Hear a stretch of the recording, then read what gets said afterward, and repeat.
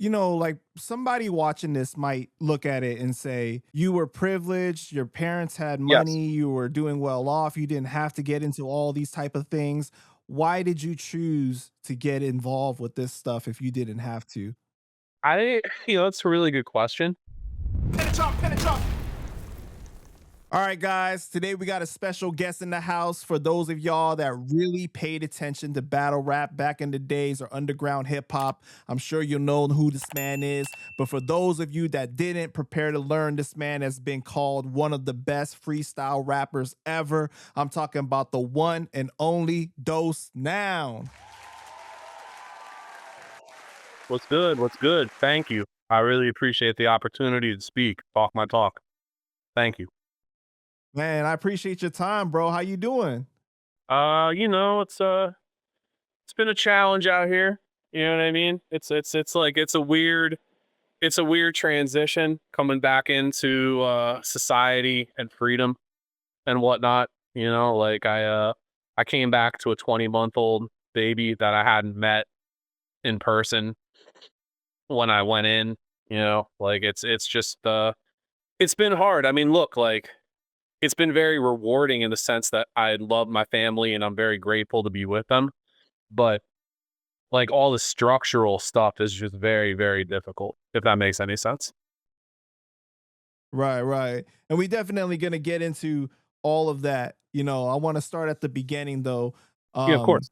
so you're mostly associated with Pittsburgh, right? Yes. But you're Yes. actually born in Chicago and you spent a lot of your early years in New York. Yes, that is true. My family is like a Manhattan family. My dad's from the Heights. My mom grew up in Nyack, like on the Hudson River, and then she moved down to New York. She met my dad in Morningside Heights. She went to Hunter. My dad went to SUNY Binghamton and NYU. Like I said, my dad's side of the family is German Jewish, and back before Washington Heights became a Dominican neighborhood, it was known as Little Berlin. It was a lot of German and Austrian Jews who had survived the Holocaust, just clustered there in the wake of World War II afterwards, the few that had lived. So that's where my dad he grew up there. That was like the epicenter for the music side of my family. Then my mom's side is Irish and like Polish, Russian Jews. They also lived in Brooklyn at one point, like my bubby and whatnot. But yeah, no, my parents met in Morningside Heights in like the late 70s, early 80s. My dad was going to school in Chicago. He went to the University of Chicago to study Russian history for a while before um when my mom got pregnant with me, he quit all that and just got a job selling space on trucks like to make money. And yeah, I lived in Chicago for a little bit. I lived in Manhattan for a while. Then I moved to Easton, Pennsylvania in the Lehigh Valley. And then when I was like 12 years old, I moved to Pittsburgh. So realistically, I do rep Pittsburgh. It's kind of where, like, I came of age and a lot of, like, my personality was shaped, but I would be in remiss to say that I also am from New York City. Like, I have a lot of mannerisms and characteristics of a Manhattan Jew, to be honest. Right. So did you grow up with any siblings or it was just you? Yeah, no, I have one younger brother. His name's Benjamin. Again, Jewish, Daniel and Benjamin, Old Testament names. But, well, it's just like Goodfellas. Remember when she had that scene where she was like, everyone was named Peter, Paul, Joseph, like whatever. It's like all of my friends are named Daniel, Benjamin, Isaac, Jacob, Nathaniel. Yeah, I was thinking about it. I was like literally like Michael. That's it. But yeah, I have one younger sibling. His name's Benjamin. He's 4 years younger than me. He is the editor of this what news website called The Intercept, and he lives in Los Angeles, California, with his family. He went to NYU. Oh, He moved back damn. to New York. Well, he moved back to New York when he turned 18, and then Wow. got a series of journalism jobs and kept elevating his game. At one point, he was one of the editors of the Los Angeles Times, and then he left that position to become the editor in chief of The Intercept, I think a few years ago. I might have been in jail when he took it, actually, when he took that gig. But yeah, no, they've lived out in LA for like over a decade now. That's crazy. What did your parents do for work when you were growing up? Um, so my mom was a homemaker. She was originally a teacher for special education children. At that point, I don't think like autism was as diagnosed as it is now or understood, but it seemed like a lot of the kids she worked with were autistic. I think like just based on Mhm. her description of them. But yeah, no, she taught that in kindergarten. That was like her gig really. And then she was like an executive secretary at Kemper in Chicago for a little bit before I was born, but she was primarily like a children's educator. And then, but while she did work, and then like when I was born, she just stayed at home with me and then my brother. And then my dad was, I mean, he went from being like trying, he went from trying to obtain his PhD in Russian history from the University of Chicago. He already had a master's from there, so he was going to be a professor, but it just wasn't making any money, and he stopped doing it. And he started selling space on trucks, like he was a trucking salesman. Like he would sell the service of the trucking company to various companies that needed to haul freight, and he became very, very good at that. And salesman of the year for numerous companies many times, and that's why we moved from New York to Easton, whatever. But the reason we moved to Pittsburgh was he got a job at this trucking company called Pitt, Ohio. It's a pretty big trucking company, at least in our area. I think it's like one of like the 15 or 20 biggest trucking companies in America, but not at the time when he got the job. But he was promoted when he was very young to be the vice president of sales for the company, and that necessitated uh us moving to Pittsburgh because the company was headquartered in Pittsburgh. So when I was like 12 in the middle of my 7th grade year in school, we just moved to Pittsburgh flat out, like in the middle of the year, just showed up in the city in like the early 90s, which definitely for me, that I was already kind of like teetering off the porch in Easton, but it's different being off the porch in a 26,000 person city in the Lehigh Valley. Then all of a sudden I moved into the middle of a major American city in like 94, 95, and then I was just off the porch as soon as I touched down. Before we get into the hip hop aspect, how would you describe yourself as a kid? Like, were you into school, sports? Were you quiet, social? I was really I mean, when I was younger, I was a nerd straight up because I come from like an intellectual, studious family. Long tradition of studying. A lot of people went to Ivy League schools. Um, yeah, I mean, a lot of my cousins have gone to like Yale and Harvard and stuff like that. Like I said, my dad went to the University of Chicago, which is Ivy League. Like I was a nerd when I was younger, to be honest with you. I was always, like, kinda, like, rebellious and had, like, a fuck it streak even then, and then at some point, I stopped caring about school probably around, like, 4th or 5th grade and just really went the other way hard, probably because I was raised in such a privileged and, like, protected way. It's almost like I eschewed that and just completely went the other way, and then just got really into anything that was involved with like misbehaving, hip hop culture, street culture. I'd already liked hip hop since I was a little kid. I actually never had a phase where I listened to rock or like grunge or whatever. From when I was like 4 years old, I was listening to rap, which was the benefit of growing up in New York City in the 80s. That was like the soundtrack of your life. It was all around you. The trains were painted that I used to ride to school with my mom. There were dudes breakdancing literally on the street corner when I would come out of my house. So, like, to me, it just seemed natural to only kinda listen to hip hop. I thought everyone did. And then I realized when I was in Easton that that was actually not the case for white kids at that point in the '90s.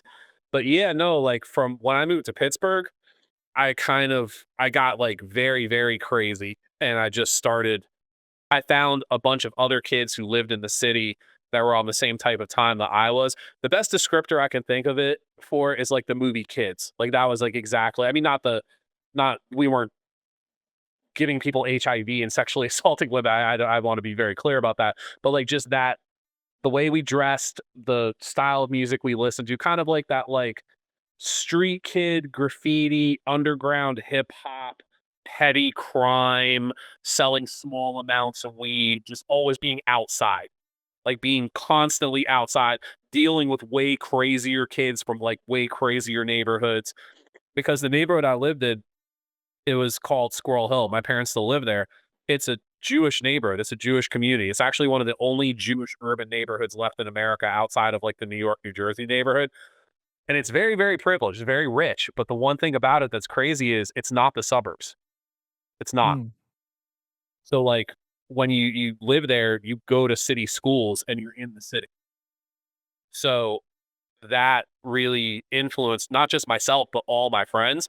And we were on bullshit like from 13 all the way up, doing drugs, going to underground rave parties, tagging, and then obviously the underground hip hop progression too, because that was kind of like the soundtrack of our lives at that point. Smoking weed every day, acid, shrooms, fucking girls, getting into fights, breaking into houses, just all that type of level of stuff. So, like somebody watching this might look at it and say, you were privileged, your parents had money, you were doing well off, you didn't Yes. have to get into all these type of things. Why did you choose to get involved with this stuff if you didn't have to? That's a really good question. Um,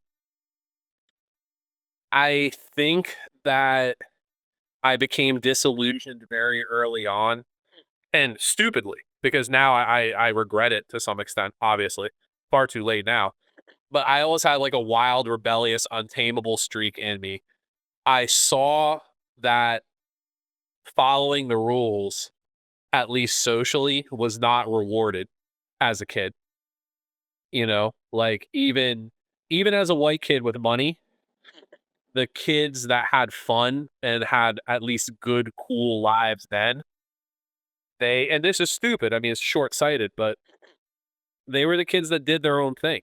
They were not the good kids. They were not the kids that, you know, acquiesced to authority and did as they were told, whatever.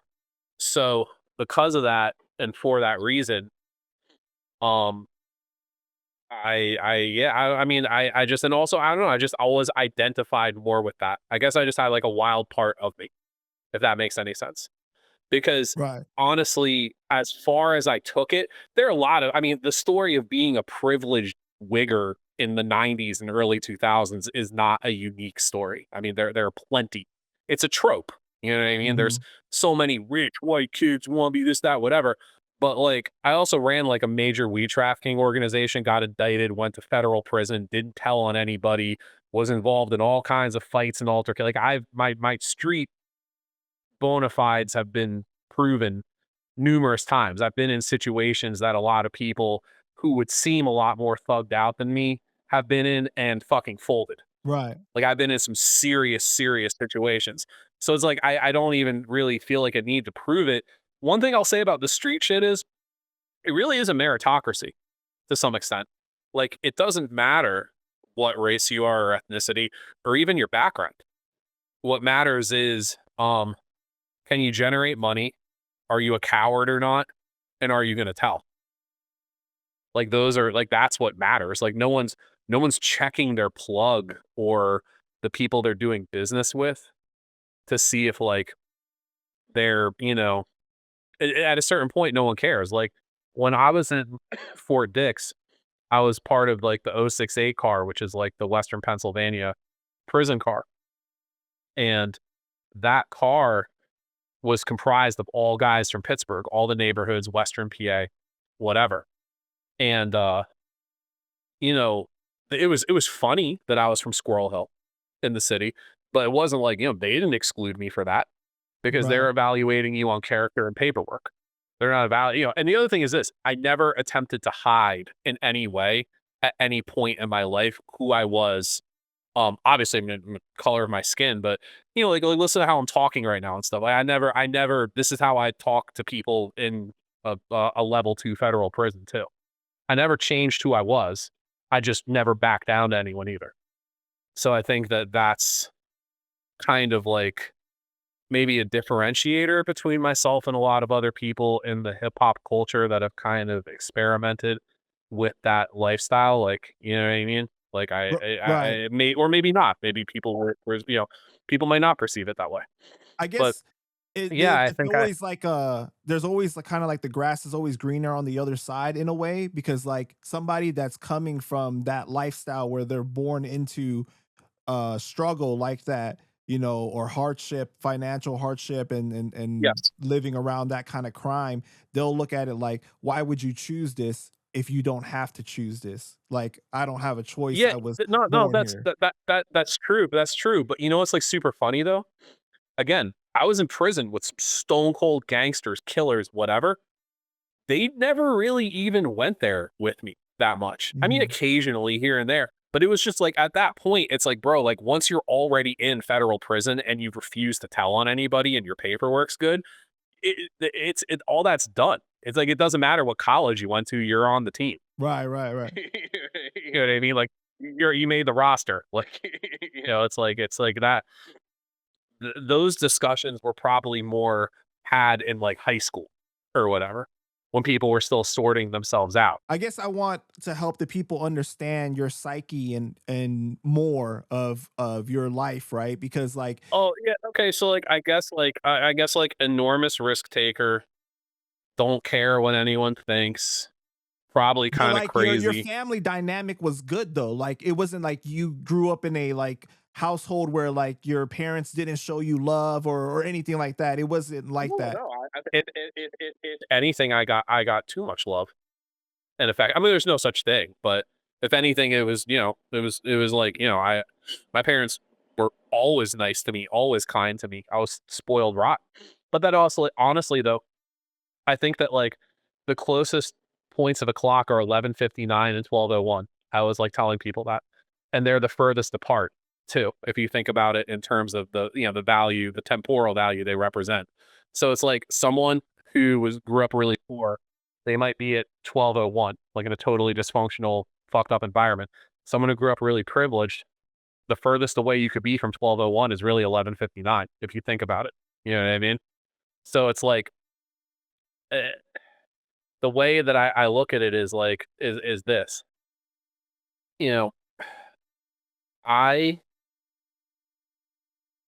I think that the way that I was raised kind of it didn't put me on the path to crime, but characterologically it made it a lot more likely that I was going to do so because I was really independent and really rebellious and didn't want to work a job. I either wanted at first I wanted to be an underground rapper. That's what I did for a long time.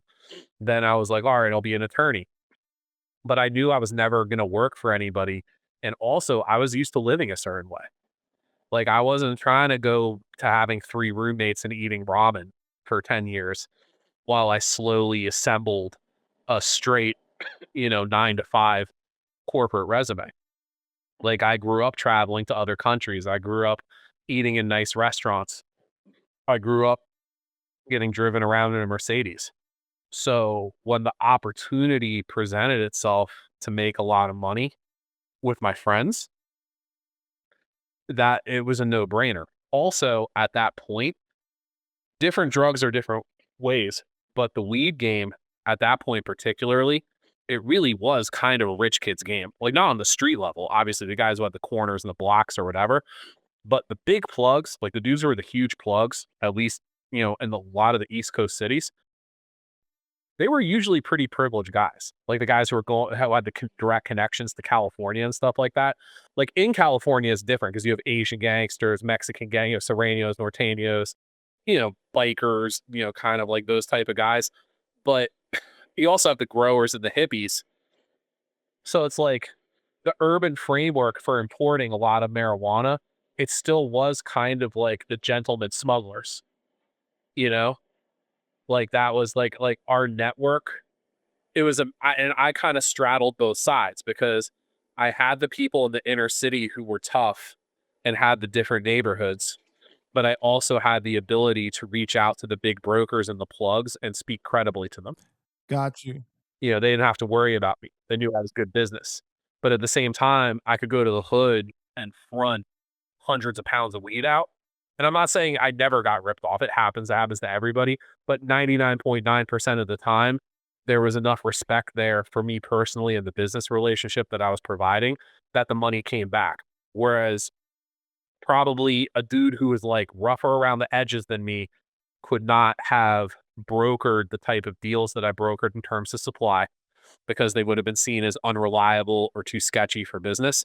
And then someone who was softer than me, like a really suburban guy with no experience dealing with anybody from the city, whatever. They might have had those connections, but when they came in the city, they were gonna get robbed, or if not robbed, they were gonna get got out on. They would hand it out, and then it would just never come back. So I was able to kind of, due to hip hop and a lot of other things, I was able to straddle that divide, and that arbitrage allowed me, I think, to make the money, if that makes sense. Got you.